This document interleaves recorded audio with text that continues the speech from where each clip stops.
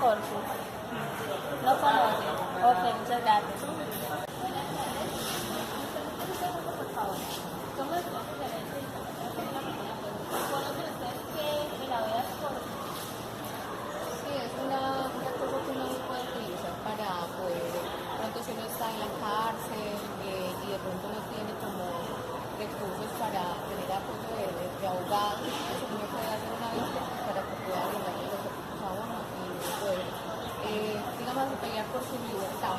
Y pues no me acuerdo muy bien cómo se hace todo el proceso, pero es como para cuando uno de pronto se siente impedido para hacer Solicitar como la ayuda del Estado, no mediante un abogado. Ah, bueno. eso pues en lo que... Gracias. En este momento vamos a tener una respuesta a la autoridad de qué es el habeas corpus.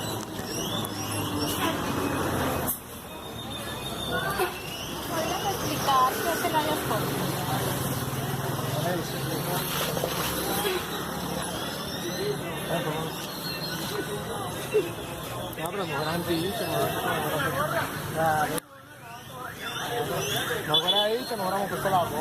Hágale. ¿Nos podrías decir qué es el habeas corpus? El habeas corpus es una herramienta la cual utiliza un abogado defensor ante el ente jurídico. Como les doy un ejemplo, cuando nosotros tenemos un capturado y ante la fiscalía no nos presentamos después de 72 horas, ya ahí comienza a ejercer lo que es el habeas corpus. Eso es como en sí lo que nos quiere dar a entender el habeas corpus. Muchas gracias.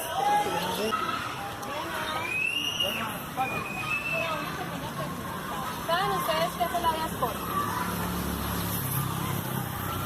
Ninguna de las cuatro ha escuchado qué es el habeas corpus.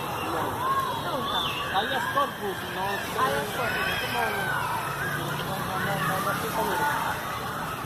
Tiene que ver algo con los presos o algo así, ¿no? Le dan a los presos, que no están. No estoy seguro de lo que es, pero sí va con los presos, ¿no? Creo que es a algo que ellos tienen derecho antes de que los condenen.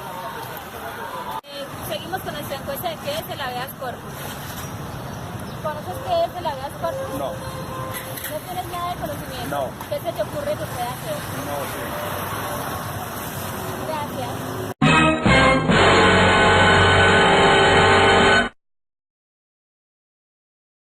Buenas tardes, mi nombre es Rafael Córdoba.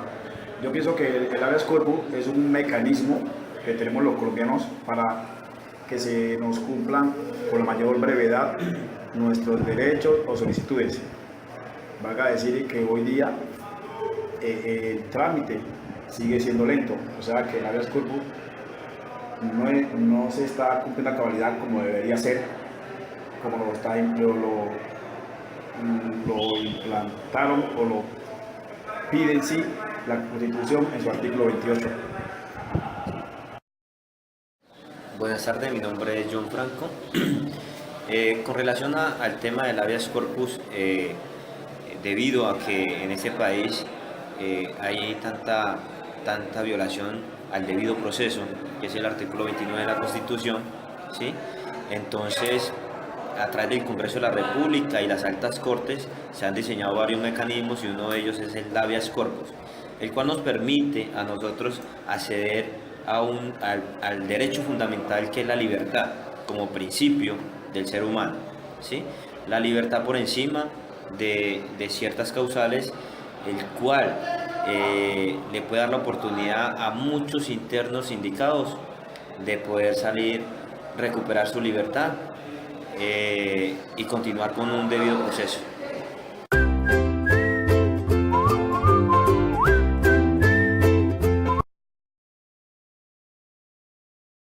La historia del habeas corpus. El doctrinante Domingo García Belaude hace referencia al habeas corpus, que es una institución muy antigua, cuya aparición parece remontarse al siglo XII. Su larga evolución y su estrecha vinculación con la historia política y constitucional de la antigua de Inglaterra. Luego fue adoptada en la antigua griega, donde el habeas corpus ha estado históricamente referido a la libertad personal o física y a los medios de cómo ésta debe ser protegida solo se llegó a defender la clase económica y socialmente dominante. Esta libertad fue pregonada por Solón, Pericles y Aristóteles, no impidió apartar de dichos beneficios a una mayoría de la población compuesta por metecos y esclavos, que según un conocido censo del año 309 a.C., no inferior a 400.000 personas, que incluían a lidios, friegos, tracios o escitas defendidas por el derecho romano. En Roma, el derecho romano significa el inicio de una protección jurídica de la libertad del hombre en la época del imperio del año 533 después de Cristo, que resume y sintetiza el aporte de derecho romano y de la protección jurídica de la libertad. Luego, en la legislación foral española merece citar el Fuero de León del año 1188, que proclama la libertad como un derecho reconocido al individuo como fruto de un pacto civil entre el reino y don Alfonso IX. Luego pasó a Inglaterra. El sistema inglés fue pródigo de declaración de derechos. Por ejemplo, que más tarde seguirían sus colonias de América. La más antigua de estas declaraciones es la Carta de Libertad que Enrique I adoptó en el año 1100, que se refiere al caso muy concreto, aunque no contiene reporte alguno sobre la libertad corporal. Posteriormente, en el año 1215, los varones del reino hicieron una petición al rey Juan sin Tierra a fin de poner freno a sus actos arbitrarios. En uno de esos artículos hacemos referencia al 29, que nos dice: no se podrá apresar corporalmente al hombre libre sin el juicio de sus penas o sin el concurso de sus leyes de la tierra. El hombre libre no podrá ser aprisionado ni despojado de sus tierras, ni declarado fuera de la ley, ni desterrado, ni destruido por ninguna forma, ni el rey podrá imponer sus castigos crueles. Después de 561 años fue adoptada en los Estados Unidos de Norteamérica, en la famosa Declaración de Derechos formulada por la representación del Buen Nombre de Virginia, el 12 de junio de 1776. Ahí se proclamó que todos los hombres son por naturaleza libres e independientes y tienen ciertos derechos inherentes, que el poder legislativo, ejecutivo y judicial deben ser separados. Por otro lado, se dice que ningún hombre puede ser privado de su libertad sino de acuerdo a las leyes del país o un juicio justo de partes. En Francia, todas las nuevas constituciones europeas, unánimemente, como si se hubieran puesto de acuerdo, evitan la denominación de habeas corpus al derecho de amparo. El 5 de octubre de 1789 se expone una declaración solemne sobre los derechos naturales inalienables y sagrados del hombre, diciendo: los hombres nacen y viven libres e iguales en derecho. Luego es adoptada en América Latina. El primer país que adoptó el habeas corpus en su ordenamiento fue el país de Brasil, en el Código Penal de 1830, en el artículo 183 y 184, más concreto en el Código de Procedimientos Penales de 1832. Luego en su trasegar llega a Colombia.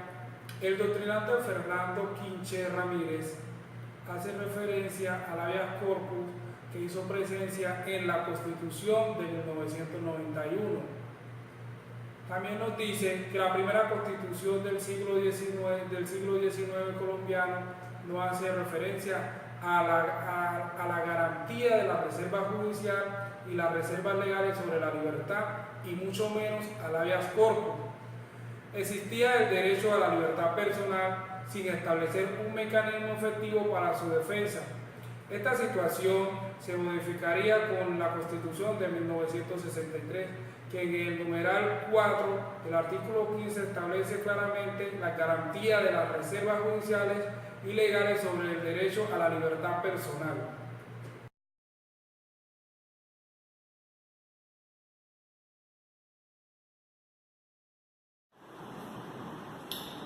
Sí, en el marco normativo de la acción, en el plano de las normas constitucionales son concurrentes dos normas, estableciendo así en el artículo 28 el derecho a la libertad personal con las garantías de las reservas judiciales y las reservas legales. Lo dispone el artículo 28 de la Constitución Política. Artículo 28. Toda persona es libre.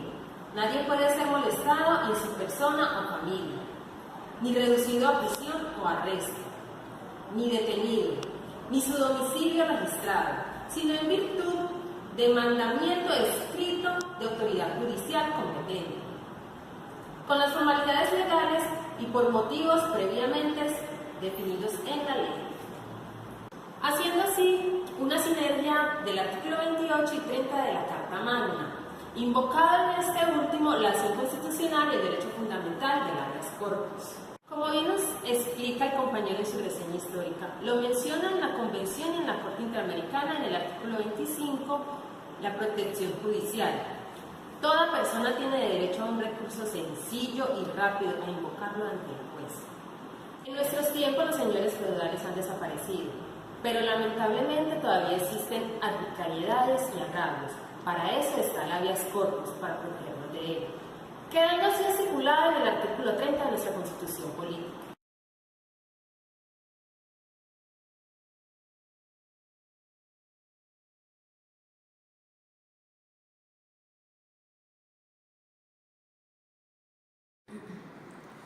Concurre pues la Ley 137 de 1994, que es la estatutaria en estados de excepción, la Ley 1095 del 2006, que es la estatutaria del habeas corpus.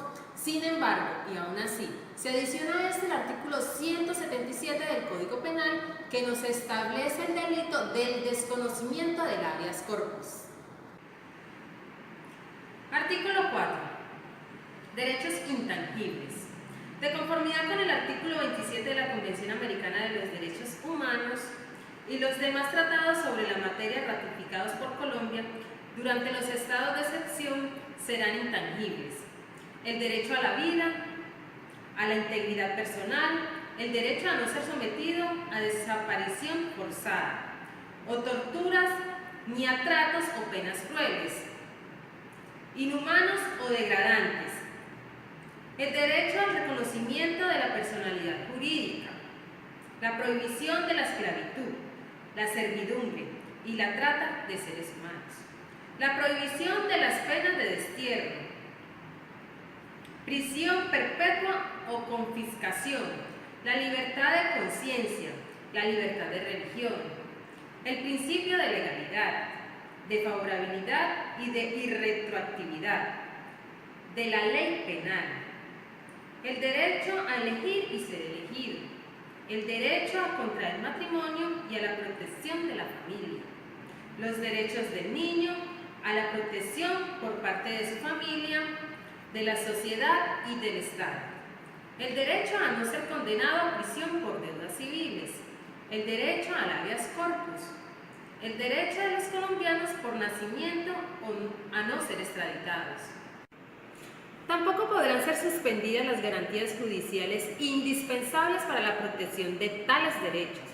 De conformidad con el literal B del artículo 29 de la Convención Americana de los Derechos Humanos, ninguna disposición de la Convención puede ser interpretada en sentido de limitar el goce y el ejercicio de cualquier derecho o libertad que pueda estar reconocido de acuerdo con las leyes de cualquiera de los estados partes, o de acuerdo con otras convenciones en que sea parte uno de estos estados. La Ley 1095 del 2006 es la estatutaria del habeas corpus. Se trata de un texto corto de apenas 10 artículos que regula la procedencia y trámite de esta acción constitucional. Finalmente, debe señalarse que el habeas corpus es también objeto de protección por parte de la legislación penal. hasta el punto de haberse tipificado el delito del desconocimiento del habeas corpus en el artículo 177 del Código Penal así. Artículo 177. Desconocimiento del habeas corpus. Penas aumentadas por el artículo 14 de la Ley 890 del 2004. A partir del 1 de enero del 2005, el juez que no tramita o decida dentro de los términos legales una petición de habeas corpus o por cualquier medio obstaculice su tramitación, incurrirá en prisión de 32 meses a 90 meses y pérdida del empleo o cargo público.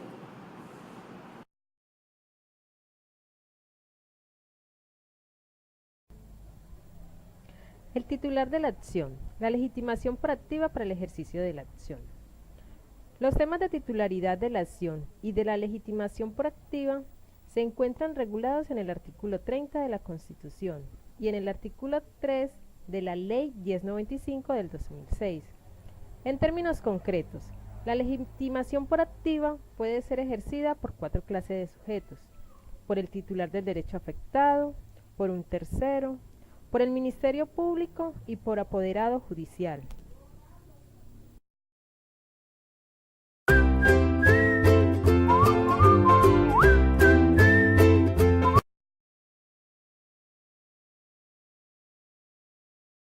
Muy buenas noches, señor Carlos.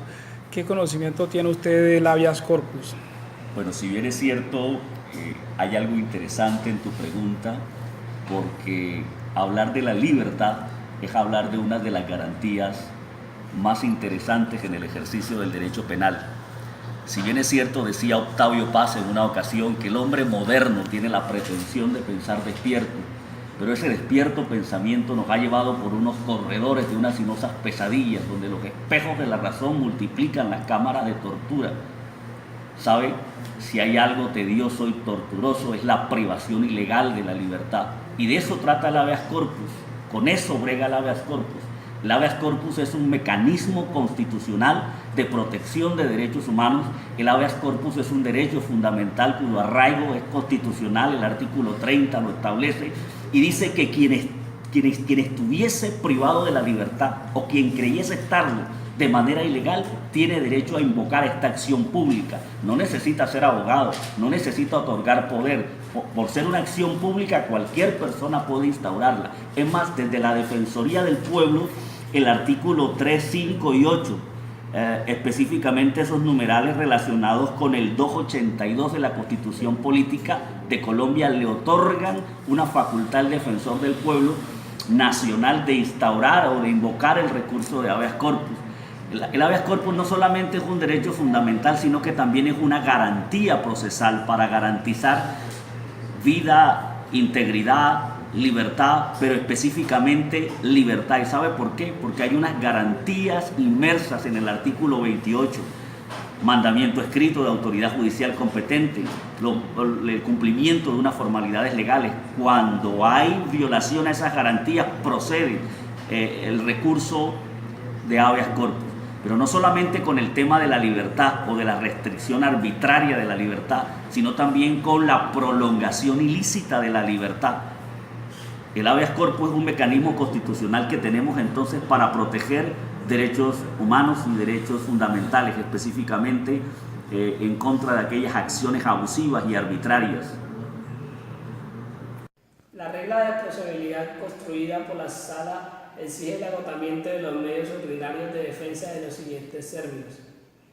La procedencia de la acción de habeas corpus se encuentra supeditada a que el afectado con la privación ilegal de la libertad o con su ilícita prolongación haya acudido primero a los medios previstos en el ordenamiento legal dentro del proceso que se le adelanta, pues reitérese lo contrario conduce a una injerencia indebida de las facultades que son propias del juez que conoce la situación respectiva.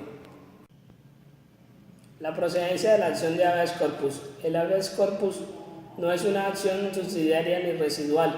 Sin embargo, al considerar el modo como lo trabaja la Sala de Casación Penal de la Corte Suprema de Justicia, parecería que lo fuera, pues el hecho que ha fijado un requisito de procedencia al modo de una regla de agotar los medios ordinarios de defensa que no aparece en la Ley 1095 de 2006 y una excepción, la configuración de una vía de hecho judicial. El habeas corpus puede revestir dos modalidades, el habeas corpus preventivo y el habeas corpus reparador. El habeas corpus preventivo se entiende como el mecanismo constitucional destinado a proteger el derecho a la libertad personal en los casos en que haya amenazado la privación ilegal de la libertad personal. Y el habeas corpus reparador es el que tiene suceso cuando se ha presentado la privación de la libertad. En el plano nacional, la jurisprudencia de la Corte Constitucional ha sido enfática en determinar el objeto de protección. En concreto, de lo que se trata es que el juez que conozca el habeas corpus tenga contacto directo con la persona privada de la libertad, de modo tal que además de verificar los derechos y garantías relacionadas con la persona privada de la libertad, verifique de modo directo las condiciones personales de la víctima, su integridad personal, el lugar de reclusión y la puesta a disposición, de modo tal que se evite las posibilidades de malos tratos, de tortura y sobre todo de desaparición forzada. En ese sentido, ha reiterado el tribunal que a través de la tutela de la libertad personal que se busca mediante el instituto del habeas corpus, en muchas ocasiones se está protegiendo también el derecho a la vida, a la integridad personal, por cuanto de quien hace uso de la fuerza para privar a alguien de su libertad personal en forma irregular o arbitraria.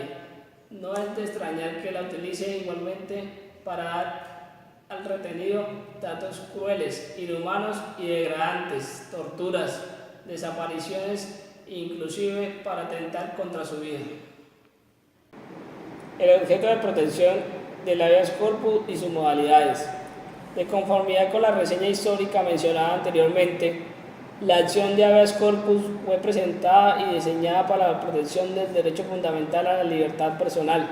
Sin embargo, la evolución de la sociedad y la necesidad hicieron que el objeto de protección se ensanchara hasta convertirse en un mecanismo de defensa de otros derechos fundamentales.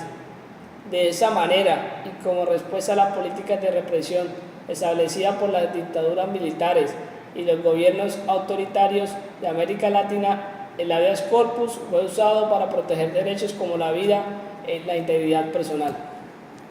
Y violación directa de la Constitución. D. Defecto material o sustantivo, cuando son los casos en que se decide con base en normas inexistentes o inconstitucionales, o que por presentar una evidencia y grosera contradicción entre los fundamentos y la decisión. F. Error inducido, que se presenta cuando el juez o tribunal fue víctima de un engaño por parte de terceros y ese engaño lo condujo a la toma de una decisión que afecta derechos fundamentales. G. Decisión sin motivación, que implica el incumplimiento de los servidores judiciales en dar cuenta de los fundamentos fácticos y jurídicos de sus decisiones, en el entendido de que precisamente en esa motivación reposa la legitimación de su órbita funcional. H. Desconocimiento del precedente, hipótesis que se presentan, por ejemplo, cuando la Corte Constitucional establece el alcance de un derecho fundamental y el juez ordinario aplica una ley limitando sustancialmente dicho alcance. En ese caso, la tutela procede como mecanismo para garantizar la eficiencia jurídica del contenido constitucional vinculante del derecho fundamental vulnerado. Las causales especiales de procedencia de tutela por vía de hecho son 8 y fueron establecidas en la sentencia C590 de 2005, que son: A. Defecto orgánico, que se presenta cuando el funcionario judicial que profirió la providencia impugnada carece absolutamente de competencia para ello. B. Defecto procedimental absoluto, que se origina cuando el juez actúa completamente al margen del procedimiento establecido. C. Defecto fáctico, que surge cuando el juez carece del apoyo probatorio que permite la aplicación del supuesto legal en el que se sustenta la decisión. Cuando se configura una vía de hecho, esa causal ha sido identificada y reiterada por la Sala de Casación Penal de la Corte Suprema de Justicia. La regla general indica que una vez haya sido impuesta la medida de aseguramiento, toda petición relacionada con la libertad del procesado deben elevarse dentro del proceso penal y no por vía de habeas corpus. Sin embargo, esa no es una regla absoluta, pues procede el amparo de libertad cuando la decisión judicial por medio de la cual se interfiere el derecho a la libertad personal puede catalogarse como una vía de hecho o que se vislumbre la posibilidad de alguna de otras causales genéricas que hacen viable la acción de tutela. Cuando la privación de la libertad se prolonga ilegalmente, para ese evento la Corte Constitucional ha descrito las siguientes hipótesis. Cuando la persona detenida en flagrancia no es puesta a disposición de la autoridad judicial dentro de las 36 horas siguientes a la aprehensión. Cuando la autoridad administrativa o de cualquier otro tipo mantiene privada de libertad a la persona después de que la autoridad judicial ha ordenado su libertad. Y cuando las detenciones legales se vuelven ilegales, como acontece cuando la autoridad judicial prolonga la detención más allá de lo que permite la ley, o en los casos en que omite resolver la petición de libertad provisional dentro de los términos legales. Cuando una autoridad pública priva de la libertad a una persona y la ubica en un sitio que no haya sido destinado oficialmente para recluir personas detenidas, cuando la persona es privada de la libertad sin mandamiento escrito de autoridad judicial competente, cuando la detención se realiza sin el cumplimiento de las formalidades previstas en la ley o cuando la detención se realiza por motivo que no haya sido definido previamente en la ley. De habeas corpus. Bajo los supuestos del artículo 28 de la Constitución que establece el derecho a la libertad personal y los artículos 30 que prevé la acción, han sido identificadas 3 causales de procedencia del habeas corpus, las que a su vez revisen varias modalidades. Primero, cuando la persona es privada de la libertad con violación de sus garantías, de acuerdo con la Corte Constitucional, esa primera causal puede desarrollarse de varias maneras, entre otras las siguientes. Regla número 3. Si la parte accionada en el habeas corpus es la Corte Suprema de Justicia, entonces dice la Corte Constitucional, se podrá acudir a cualquier juez o tribunal de conformidad con la cláusula general de competencia establecida en el artículo 1 del proyecto, permitiendo así además el ejercicio de la garantía constitucional de la doble instancia. Regla número 4. La Corte Constitucional carece de competencia para conocer de la acción de habeas corpus por no tener superior funcional, caso en el cual el accionante no tendría con quién tramitar la segunda instancia. Regla número 5. La Fiscalía General de la Nación y sus funcionarios, a pesar de formar parte de la rama judicial, no tienen competencia para conocer del habeas corpus por no tener calidad de jueces y tribunales. Regla número 6. Los miembros de la jurisdicción indígena y de la jurisdicción de paz no tienen competencia para conocer de la acción de habeas corpus. En el caso específico de los miembros de la jurisdicción de paz, existe provisión expresa en ese sentido, puesto que el artículo 9 de la Ley 497 de 1999 establece que los jueces de paz no tendrán competencia para conocer de la acción constitucional. La competencia para el conocimiento de la acción fue regulada por el artículo 2 de la Ley 1095 de 2006 de la siguiente manera. Artículo 2. Competencia. La competencia para resolver las solicitudes de habeas corpus se establecerá de acuerdo con las siguientes reglas. Primero, son competentes para resolver la solicitud de habeas corpus todos los jueces y tribunales de la rama judicial del poder público. Segundo, cuando se interponga ante una corporación, se tendrá a cada uno de sus integrantes como jueces individuales para resolver las solicitudes de habeas corpus. En el artículo 2 de la Ley 1095 de 2006, la Corte Constitucional derivó 6 reglas básicas de competencia para la acción del habeas corpus. En la primera regla nos dice que la petición de habeas corpus solo puede ser presentada y conocida en primera instancia por un juez individual de cualquier jurisdicción o por cualquier corporación judicial con jerarquía de tribunal superior. En ese último caso, y para efectos de trámite de la acción, Cada uno de los magistrados será considerado como juez individual. En la regla número 2 nos dice que la Corte Suprema de Justicia, el Consejo de Estado y la Sala Jurisdiccional Disciplinaria del Consejo Superior de la Judicatura no pueden conocer en primera instancia de la acción de habeas corpus y por lo mismo tan solo conocen de la acción como jueces de segunda instancia. Por impugnación, esa regla se deriva del contenido del artículo 7 de la Ley 1095 de 2006, de acuerdo con el cual la impugnación solo procede ante un juez, ante un superior jerárquico, y esa corporación no tiene superior jerárquico. De acuerdo con el numeral 1 del artículo 2 de la Ley 1095 de 2006, solo pueden conocer de esa acción de habeas corpus todos los jueces y tribunales de la rama judicial. El fundamento de esa cláusula de competencia se encuentra en el artículo 30 de la Constitución Política, el cual nos dice: quien estuviese privado de su libertad y creyera estarlo ilegalmente, tiene derecho a invocar ante cualquier autoridad judicial en todo tiempo, por sí o por interpuesta persona, el habeas corpus, el cual debe resolverse en el término de 36 horas. De esta manera pueden conocer de la acción de habeas corpus los jueces o tribunales civiles, penales, laborales, administrativos, entre otros.